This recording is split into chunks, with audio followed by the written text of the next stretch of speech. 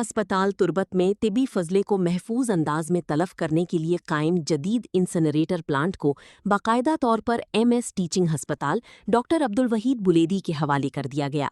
یہ منصوبہ United Nation office for project services UNOPS کے تعاون سے مکمل کیا گیا ہے، جس کا مقصد شہر میں بڑھتی ہوئی ماحولیاتی آلودگی پر قابو پانا اور طبی فضلے کو محفوظ طریقے سے ٹھکانے لگانا ہے۔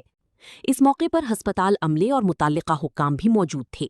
M S doctor Abdul Wahid Buledi نے گفتگو کرتے ہوئے کہا کہ اس جدید انسنریٹر پلانٹ کی تنصیب سے نہ صرف ٹیچنگ ہسپتال بلکہ تربت کے دیگر نجی اسپتالوں کے طبی فضلے کو بھی محفوظ انداز میں جلایا جا سکے گا۔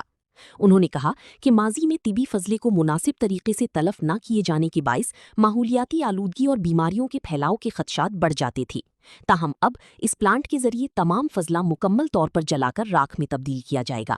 اس اقدام سے اسپتالوں میں صفائی کی صورتحال بہتر ہوگی۔ تازہ ترین خبروں اور تبصروں کے لیے voice of Makran YouTube channel, Facebook page اور واٹس ایپ چینل کو فالو اور سبسکرائب کیجیے۔